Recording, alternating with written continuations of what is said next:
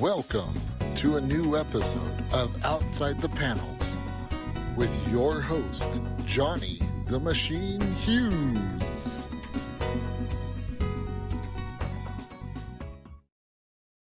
Welcome everyone to another episode of Outside the Panels. I'm your host, Johnny the Machine Hughes, and have I got a little treat for you guys today. I'm talking to a mega talented creator who has a book out later this month on the 21st of March from Fantagraphics.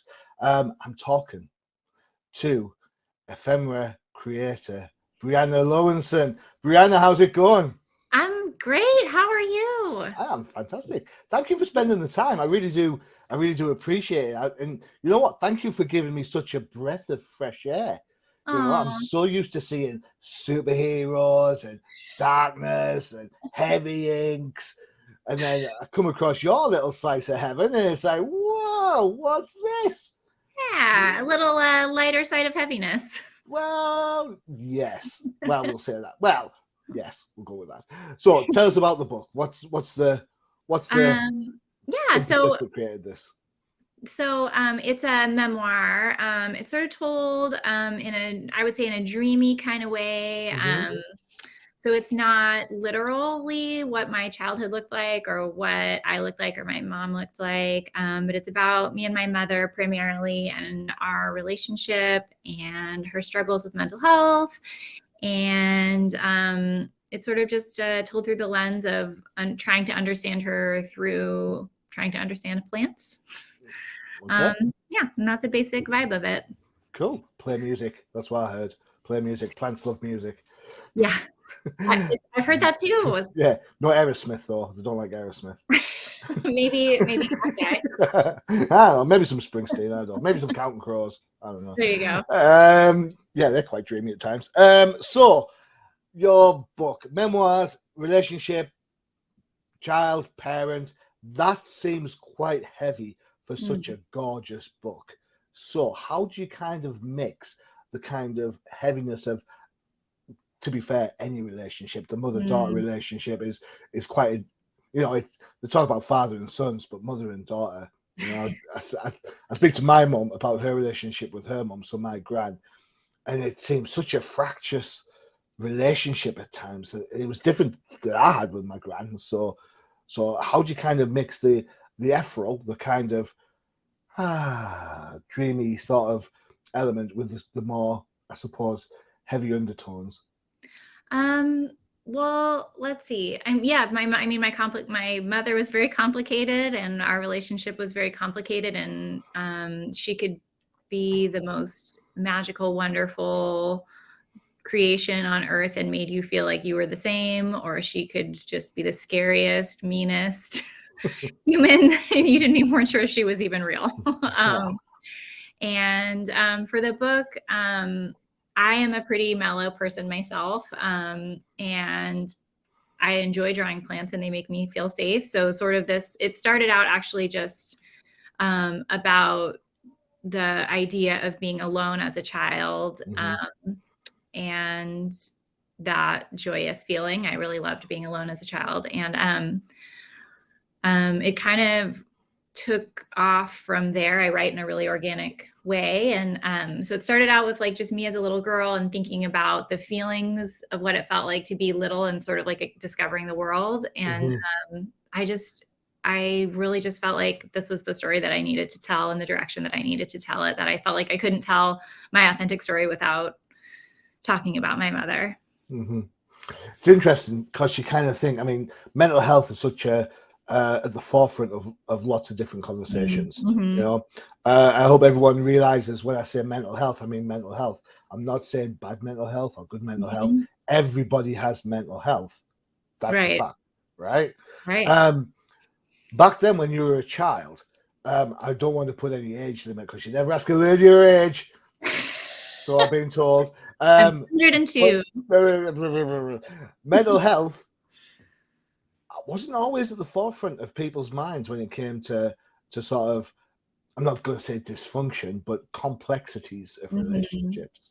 So how was that for you, sort of, as you write in the memoir, Is that through the hindsight of 2020 vision, Right. or is it reflective of how you felt at the time? Yeah. So I grew up in the early 80s. I don't mind saying it. And I remember the 80s. think back. Yeah, hey, just a look gray hair. Now, So mental health has had a much different level that people spoke about it back then. I kind of I set the book to feel more almost as if it was about my mother and her mother. So I set it more looking like the early 40s, which in part was sort of to give the feeling of the history of it, and that this is a lineage of this behavior and people growing up with mothers with mental health issues. So the looking at it from the 2023 lens is really noticing how much we couldn't talk about it and didn't understand, and that confusion as a child of not knowing how to deal with things. Whereas I have 2 children, we really work hard to try to be honest with them about things, but also, know what to protect them from and what to let them know about. Whereas I think when I was a child, people did not. That was not what we discussed with a child. So there was just a lot of confusion for me, and I'm sure for my mother with her mother. And so I sort of wanted that sort of to come across in the book. Cool. I'm going to ask you a really odd question, so apologies. You mentioned you like spending time alone, so therefore I'm assuming you're an only child. No, I have a sibling. The sibling is in the book. I would characterize this as a pretty accurate relationship between me and my sibling.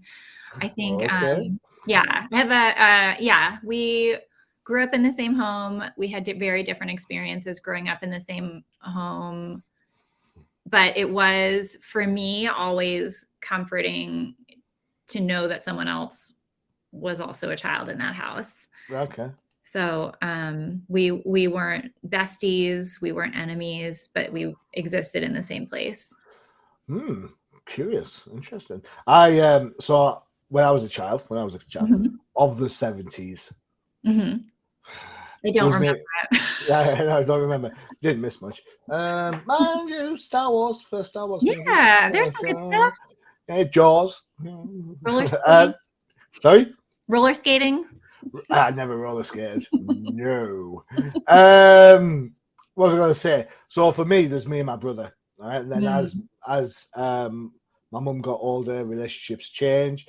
I have 2 sisters now, with different dads and stuff. Just kind of the nuclear way. It's interesting because I look back now and their relationships with my mum are totally different to my relationship with my mum. I mean, it gets so bad that sometimes I'll say to my brother when I ring him at the week, I'll say, I've been speaking to your mum tonight. Your mother. Your mother. Can you believe? Yeah, your mother. What a piece of... No, I'm joking. But we do say that. Yeah. She'll kill me if she ever listens to this. All right, we won't let her hear it. We do. I need the views. I need the views. So, so then, I often think, and this is a me thing, so apologies. I always remember like certain situations happening when I was a kid, and I'm thinking to myself, you know what? That's never going to happen to me. Never. So I guess a prime example, I tell this one at work all the time. Back in the 70s, if you're a kid and you want to watch the telly, no chance. If you want to watch the TV, it's not going to happen. You watch what your parents watch, right? So I got so vexed about it, so annoyed that I said to myself, if I ever have kids, and there's something that they want to watch on TV, and there's like a sporting event that I want to watch, I'm just going to record the sporting event. It's no big deal. I'll just, Yeah. So from your experiences as being a twosome, and now you've got 2 children of your own, do you find that that's similar? Do you kind of catch yourself saying those crazy parent things like, if you break your leg, don't come running to me?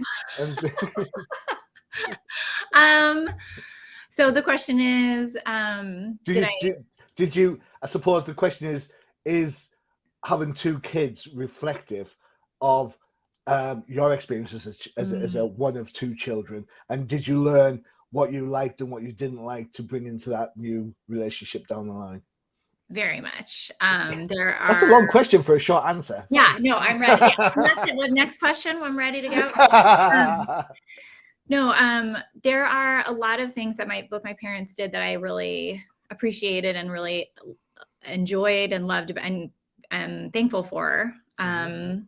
And then there are a lot of things that I think were not the best decisions. So for instance, my sibling and I were treated very differently. I was very favored because I was a girl. My sibling at the time was a boy and was not favored, and because they were sort of radical feminists. And that was the view in the early 80s, was to build up girls and in our house and to talk about how terrible men were. And so I have a boy and a girl. And for me, it's very important to make sure that they both feel equally loved and seen. And so celebrated for the current gender that they are right now. Should that change, we will celebrate that as well. But that is one thing that is like very vibrant to me in my memory of how awful it was to have such a different life. It's strange. It's strange. Kids, it's no. I want to say it's no fault, but obviously it must be at some point. I think parents do it without recognizing it. You know what I'm saying? Yeah. My brother, when we were kids, he could draw. I can draw now. I've taught myself how to draw. But back then, I couldn't draw and I couldn't play football, like soccer. And those are the two things that my dad used to absolutely love to do. You got to have one. So I was like, what's going on? So I was, I wasn't on the football team. I managed to get in there on the soccer team. I managed to get there later on, but my brother was there from like every year. He was in the, you know what I'm saying? And he'd draw Spider-Man and draw Batman or whatever. And yeah, and there's, that's just Johnny. That's how it worked. That's how it worked, right? It kind of colors your perceptions a lot. I try to. I mean, I have one child, but I have an extended family with my wife. She has two children from a previous, and it's really hard balancing that out to make sure. Excuse me, 1 second. You good? Oh, choking. It's really hard to balance that out to make sure that everyone feels equal. And this is one of the things I talk about a lot. Again, is equality isn't pushing one higher than the other. It's about keeping them the same, right? Right. Exactly. Yeah. So that's one of the big takeaways that's different in our house from when I was raised. Good. What was it about the art scheme? Because the art scheme of the book, it's very distinctive. It is. You mentioned it being dreamy. It is like a dreamscape. It's kind of like an otherworldly type book, but in a good way. Thanks. Yeah, I didn't. So this is not what I grew up in. Some poorer communities in the East Bay of California, like across the bay from San Francisco. Auckland. Yeah, I grew up in Oakland and Emeryville when it was still a warehouse town, and Berkeley. And so when I was little, it was not these fields. But for me, this is what it felt like to me. It just the world felt just completely like I was just completely in my own head, and everything was great. And my parents weren't paying attention. I would wander around these streets, tiny little waif. And so I just wanted that sort of ambiguous feeling of this ambiguous place that was just like lush and beautiful, but kind of intangible. So that a lot of them are faraway scenes where you can't really tell where someone is. And that's sort of why the setting was put in that way. Cool. I showed someone at work the book, and it was very much they were like, "Whoa, what's this?" Because I love my guys that I work with on my day job. I mention comic books to them, and they think it's all capes and cowls, which is fine. We all love a good cape and cowl story, don't we? But they were blown away, and I think that's the beauty of your work. The fact that you've got potentially non-comic book readers flicking through and seeing it and go, wow, you know. And when you then put on the subtext of that for the idea of, you know, the mental health aspect and your relationship growing up, it just adds that vibrancy that I think that people realize, or should realize, that comics just aren't, you know, kapow and all that sort of stuff that you always get to. It's interesting. We're going to talk about mental health. So, with it being, as we mentioned earlier, at the forefront of society at the moment, the fact that we are so aware of it, is it easy to think back that there's sort of like undiagnosed mental health elements within that mother-daughter relationship? Is it easier to think back knowing And then recognize that those, yeah, I mean, so you can look back and go, oh, you know what, that's because of, right. Yeah, so some of it is undiagnosed. She was taken away and put in a mental institution when I was a little girl for a stretch of time. So but no one really talked about what specifically it was that made that happen. So there's a part where I'm standing and looking out the window, and I have a very strong memory of standing at my dad's house, looking out the window and just not understanding where my mom was because no one would tell me. And it was in fact because she was strapped to a table in a padded room. And she never really talked a lot about, I tried to ask her once what happened, like what did it feel like? And that she sort of gave me a vague answer. And then after that experience, she never went back to trying to re-examine her mental health. And that is where the rest of it came into her. Everything is undiagnosed. And a lot of it really, she could kind of keep it together for a while, but she really fell apart in the last years of her life, where it was just clearly this woman is unwell. She won't get help. Pretty hard to interact with. Yeah, I think there's a stubbornness of pride, isn't there? Sometimes exactly. when we have our, you know, and it's kind of hard to see how to act with that, how to react to it, how to work around it. Yeah. So it's kind of, you know, it's heartbreaking in a way because, you know, you want what's best for your mum wants what's best for you, and you're kind of in this kind of loggerhead situation where nothing seems to be working out. And my mother would always say about my granny that she just never had a chance in life. She never had a chance. If she had just gotten a chance, she could have been okay. And I sort of didn't really understand that. And then now I sort of think about that with my mom, who had a rough time, and she just didn't really quite ever get a chance to get it together. To get her feet under her. Yeah. To get traction. Yeah. And every time she tried, something would happen and the rug would get pulled out. And so. Yeah. Yeah. You are. Can I just say, Brianna, I think you're absolutely very brave talking about this. So thank you so much for the honesty and the openness about this. I get that it's in the book. Yeah. But then talking about it as well as having it, it's like, you know. So I think when people are watching this, please take a second, pause the video, just collect your thoughts and just think, you know, Brianna's here. She's got a great looking book. It's a very personal story, and she's taken the time out to talk to us today about it. I think it's an absolute, you know what, there's going to be people who will have, I'm going to say it this time, dysfunctional relationships with family members. They're going to look at your book and kind of some of that waifness, as you mentioned before, is going to resonate so much, and they're going to, I hope they get the feeling of not just me. Yeah. You know? Yeah. That's I part of why I sort of said it not to look like me or what it looked like was just a little bit more to sort of take it outside of myself and hopefully make it a little more universal. I know it won't be. That's not, you know, my life didn't look like that, but maybe it'll make it just feel sort of not real in a way, and hopefully people can connect with it more. Well, I think emotions are universal. And that's what you're looking for in this book, emotional aspects, you know. And this isn't to say that one person's mental health is the same as somebody else's and vice versa.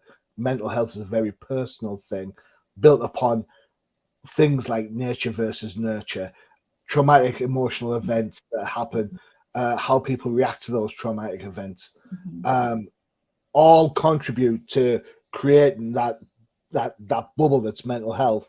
And then when the cracks appear, that's when things start to go, and things seep out, like emotions seep out in potentially places where they shouldn't. You know? Yeah. So, yeah.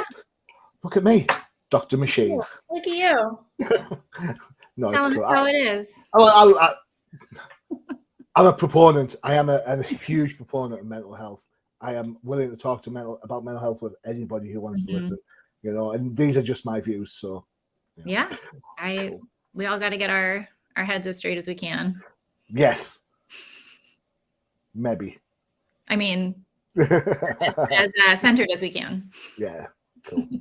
Right, we're going to take a quick break for one of our other shows. Let me see what we have ad-wise. Would you like something totally different? Would love.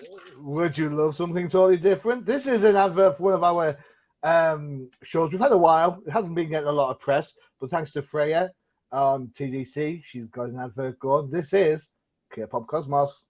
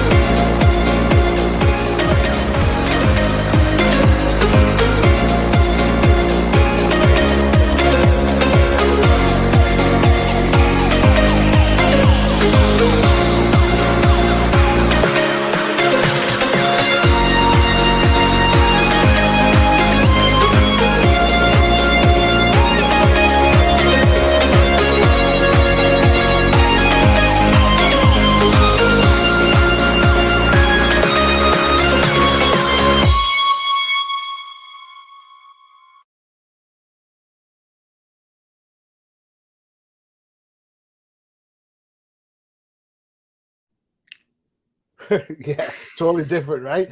So when it said K-Pop Cosmos, I was like, so it's K-pop, and all I'm thinking of is anime, right? So I'm like saying, is it like anime? And Faye's like, yeah, it's like anime. Then she showed me the advert, and I played the advert, and she asked me, is the advert all right? I said, you told me it was like anime. There's no fishnets. Where are the schoolgirl uniforms? Yeah, god damn it, where's the thigh highs? Son of a... They'll be in there. They don't want to get there somewhere, I'm sure. She's told me that if they ever do a fishnet special, they're going to invite me on, so... Fingers crossed. Good to know. For those who watch the show or not, they know the fishnet things are running gags, so it's fine. Okay. Right, so talk me through this panel. This panel is an example of what we'll find in the book. There, I'm assuming this is the you character or the character. Going through the Auckland wastelands. Yes, the wastelands of Oakland. Bumping into a Raider fan who hasn't yet moved to Las Vegas. Never mind. So there's no dialogue on here. So a mention can kind of explain the kind of emotions you're looking to create from this point, please. So the book sort of jumps around, I guess. Okay, so it goes back and forth between a current version of me and a child version of me, and something very heartbreaking happens in this building, and she walks up to it to think, is she ready to go in? And she is not ready to go back into this building. Is that why the tree's over the building to kind of block it from a view to protect her? Yeah, that tree. Well, I drew that tree in the early one, so then I had to draw it. Damn! Why no digital art? Why? Why did I use pencil? No. There's a lot of hidden meaning. I just wanted it to have a few trees around it because it is so stark around the rest of it, and to have it be this sort of feeling of this, like, I wanted the buildings to feel like little strange, surreal, lush oases in this big field and forest landscape. So that's sort of the feeling there was, she just is not quite ready, and that sort of alone feeling, but also calming feeling when you aren't ready to face things. Interesting. We talk a lot about trauma, and, Mhm. and it's linked to mental health, and the most obvious case is the PTSD, right? Mhm. What I find when people talk about PTSD, it's generally around some sort of physical trauma. Mhm. PTSD can be an emotional Mhm. aspect. It can be a relationship. It can be. My dog died. My dog died a year and a half ago. I'm not over it. I am Mhm. absolutely not over it at all. Right. Mhm. So, PTSD doesn't have to be Right. like, you don't have to be in an accident. You don't have to be in a war. You don't have to be a cop. Right. It can be, that emotional aspect, because it Yeah. shapes to your core. Yeah. So it kind of, I'd mention it because this picture kind of says that to me. I don't know if I'm on the right page or like thought process, but that feels like it looks like someone who's just sort of like not ready to engage. They know what's out there. They know Yeah. what they've got their face, but you know what? You're just gonna take some time, just gonna chill the beans. That's how I see it. I don't know. Yeah. I mean, also, PTSD, a lot of times we don't have memories of experiences and can block that out. And when I was working on the book, that is sort of when it hit me like, oh, maybe that's why I can't remember very much from when I was a little child. Yeah, it's just this panel for me, it's near the beginning of the book, and it's sort of me or her, however I think about it, just trying to give myself a moment to try to think about what it was like. And sometimes I can, and sometimes I can't. And sort of supposed to be windy, like life is happening around you, but trying to take a moment to try to pause from our busy lives. A lot of the art that you sent across as part of the promo pack. Thank you for that, by the way. It looks gorgeous. A lot of the trees don't have leaves. Is this significant? I like the feeling of like the barren trees. I like Fall, just how you must love fall then. Yeah. I mean, I also love spring. It's the problem. Got a lot of love. Got a lot of love. Winter not so happy about, but yeah. A couple days I don't love. So I really enjoy just aesthetically how trees look without leaves on them. We have a lot of really beautiful trees in California because it's such a mishmash of climates. So there's tons of different types of trees everywhere. So for me, I feel like you get more of that sort of empty, longing feeling when there are no leaves on the tree. A lush tree to me feels more sort of full and satisfying. So that's it's interesting. It's just the starkness. It kind of hits. It resonates for me. Absolutely, I think it's really, really impassioned somehow. When you wrote the book, you set out to kind of cover the relationship between you and your mum. What was that journey like for you then? Was it a painful journey? Was it a journey of like, oh, of course, the light bulb moments, and then greater understanding? Was it bits of both? Yeah, it was bits of both for sure. Like, yeah, I'm just thinking about how, the end of the book was very difficult to figure out how I wanted to portray it. And I really struggled with, I think I had a mother who had so much of everything in her, everything everywhere all at once, all inside this one powerful woman, where I didn't want to portray her as like a demon or a devil or everything about her was terrible. And I didn't want to also portray her as like, it seemed terrible, but it was great. Like, I didn't want to, the end of the story is JK, it's all perfect. I've But I only didn't seen one Harry Potter movie. I'm really sorry if that's a Harry Potter thing. I've only seen one. It was the last one. It oh. went because there was a Batman trailer at the start. So. um but so there were moments, and then even actually after I finished the book and then got it back, there were some moments of realization kind of within it. Like some of the feelings were that, this biggest feeling of I live with this sadness every day, and many people, we all have sadness in our hearts, and we just still have to go to the grocery store, and I have to be excited about what my kids did at school today, and I have to go to work, and you live with what is happening, and that is a big feeling for me. And also that people can be wonderful and terrifying. And one of the feelings after I got the book and I was in my hand that I thought was like, oh yeah, I don't know what I was worried about. She's not here. I can tell the story however I want to tell it. Yeah, that's a fair point. That is a fair point. You should probably kill me for this, so I'll talk dead quiet. My wife lost her mum back in 2019. I don't think the loss and the pain of that loss ever goes away. I think you just learn to carry it a bit better. I'm not an expert, but even now we have mum days, and it's kind of like something will be said or a number will pop up, and my wife will get upset, and then I'll look at her and I'll say, "Mum day?" She goes, "Yeah, mum day," and that's it. We just cocoon ourselves off. We just make sure that we're okay. Make sure my wife's okay.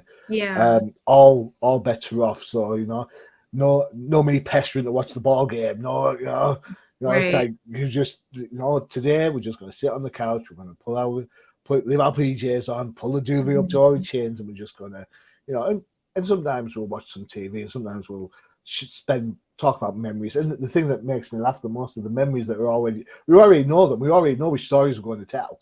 But we still tell the same story. Yeah, exactly. And I suppose for me, the greatest oxymoron of the whole situation is that every Saturday we used to go to my wife's mum, and we used to get sandwiches and stuff, and we'd sit and have our lunch in her little house and stuff. There's always be a job for me to do, or several jobs for me to do. Perfect. Yeah. Put you to work. And every weekend, my wife would be like, "Oh, I can't believe we've got to go over there. Oh, should we not go over this weekend?" Now she's not there. We sit around for 2 hours on a Saturday thinking, what the hell are we supposed to do now? Yeah. And that's not going to go away. So, I think the realization of that is kind of both sad because we took for granted what we had. It's heartwarming because it means we've had that time as well. So it's that kind of yin and yang type thing going on. Yeah. It's like a therapy session. We're gonna be okay, man. We're gonna be okay. Yeah. You need a maybe like a tribute that you do on Saturdays instead, or you eat sandwiches at home, or yeah. That sounds like a plan. That's not a plan. Yeah. So we went to Mexico last year, and it was kind of the last bit of my wife's inheritance. We saved up for it. We were going to go, but then COVID came and all that sort of stuff, right? Yeah. So we sat there on this beach in Playa del Carmen, cocktails in hands, and we're like, Linda, this one's for you. So we had it made the whole time just more special. And then we've been to Mexico loads of times. Well, that's the other thing I think about death and with this book and maybe your wife is that someone dies and their relationship with you ended, but your relationship with them hasn't ended. And it can grow and change, and you can have different feelings, and some days feel one way about them and some days feel the next. And I have friends who talk to their parents who have passed away, or I don't, but that you can, that it's a evolving relationship for you. Yeah, it is. It absolutely is. I mean, for my wife, it's an ongoing thing. So, I mean, my wife will talk to me about it, and I'll say to her, I'm not the right person because I have my own feelings as well to deal with. But of course, I still listen because she's my wife and I love her a bit. So there you go. Yeah. I'm just have to listen to this now. Damn it. So comic books. Let's take a step back. So this is a graphic novel. What is it? What was it that made you want to use graphic novels as a way to tell your story? Well, I've always preferred that as my medium. I started making comics in maybe I think the first comic I did was maybe in the year 2000. Cool.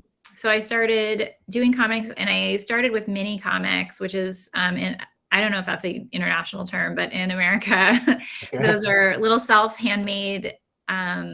You print them at your copy shop, you staple them, you fold them. Oh yeah, I know the type you mean. Yeah, and I would sell them at conventions, and I've made a lot.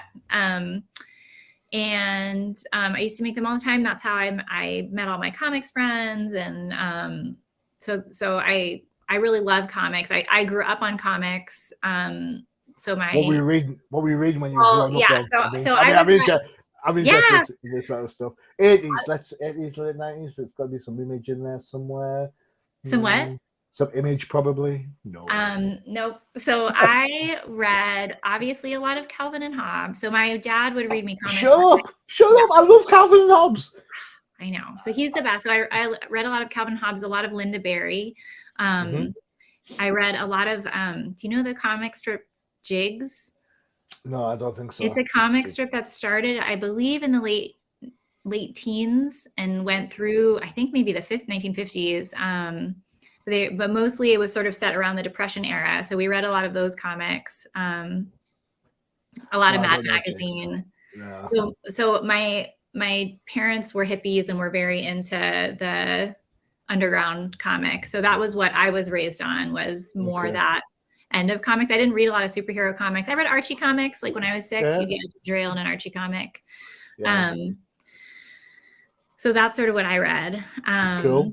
Damn, you jugheads always get in trouble. Exactly. But I love Calvin Hobbes. Absolutely love Calvin. Yeah. That's how I learned to draw. So I would just copy those down. So those are the comics. There's no tigers in your book, is there? No, but my kids are like Calvin and Hobbes, and I almost got them to dress up as Calvin and Hobbes for Halloween one year. My son is like Calvin, my daughter's like Hobbes, and I was so close to getting them to do it. You should put them both as Calvin. He's gone through his duplicator machine. Oh, that's right. Ooh, I love it. So those are the comics that I read. So and then as a teenager, I got really into indie comics. So like Dan Clowes and like Palookaville and Renee French and just all the indie comics that I could find. And we in the Bay Area have a lot of comic book stores. So my friends and I had one friend who he and I loved to like draw little cartoons of our friends, and he and I would go and we would like get all the comics that we could find there. So cool. That's sort of my history of comics. Excellent. That's a cool history. I love that. So I've got to be honest, because I thought there'd be more European elements in that, the way that your art's kind of evolved. Yeah, I read some Asterix, definitely, but didn't read a lot of European comics. No. But if you have recommendations, I will. No, I'm a superhero guy. If you cut me, I bleed Batman. So I won't. Don't take your word for it. Don't do that. We shouldn't say cut in the minute when we talk about mental health. Should not. That's it. Don't do it. Oh yeah. But use elastic band. Now seriously. If you are using cutting as a way to cope, find a different way. Elastic band round your finger, twang it is much safer than using a knife. All right. Well, there you go. Public service announcement. In my day job, I'm a safeguarding officer, so there you go. PSA. Yeah, so that's it. Yeah, excellent. So let's have a roundup. The book. If you are interested, you can get the book from Fantagraphics. And when we talk about Fantagraphics, there are some absolutely fantastic quotes. So you've got a gorgeously drawn meditation on those who matter most to us, sublime. And that's from Jean Loewinsohn. Apologies for every name that I get wrong here. It's my mutant ability. Ephemera is a beautifully rendered melancholy memoir. Lovely alliteration there. A deep mix of fondness and sadness. A lovely work by Peter Bagg. And we kind of mentioned that, didn't we? We said that that relationship is, that the oxymoron of relationships. The ethereal art and poetic writing of Briana Loewinsohn, Ephemera feels like a dream that is both magical and heartbreaking. And that's by Then Pham of Level Up. And I think that pretty much sums up parental relationships at times, isn't it? It's absolutely, heartwarming, and then can be, There you go. Check out the link. It's right there. Don't do it now because we still got to talk a little bit. My face will look funny if you pause. But we'll have it in the link underneath so you can go and get there. For everything that is up to date, you can check out Briana's Instagram. There you go. Yeah. Come look at the Instagram. There's so much fun stuff. There's a new book I'm working on. You get to see lots of pictures from Ephemera, a lot of daily comics. It'll be fun. Perfect. Who needs staples nowadays when we've got the internet? That's right. Yeah. Briana, thank you so much for spending the time with me. I really do appreciate it. Your book is gorgeous. And, the message is just absolutely brilliant. I'm so pleased that you were brave enough to put this down and have the conversations. So thank you so much for your honesty and your answers there. I really do appreciate it. Well, thank you so much for having me. You're so fun to talk to, and I wish you all the best. I'm just so happy you're doing this. Hey, my pleasure. My pleasure. Right, for everyone else, don't forget to check out the UCPM for all your favorite shows, including, you saw the trailer for it earlier, the K-Pop Cosmos for all you K-Pop fans. And if you like further interviews, don't forget to check out the Old Timers Comic Book Show, where a recent interview with none other than Paul Kupperberg from DC Comics talking about the Bronze Age. What more could you want? If whatever you want, we've got it. So, check it out. Briana, thanks so much for spending the time. I really have enjoyed our conversation. And that's for everyone else. I've been your host, Johnny the Machine Hughes. And as always, adios. Visit undercovercapes.com for the latest and greatest podcasts via the Undercover Capes Podcast Network. Also visit our parent company website, comiccrusaders.com, all about comic pop culture.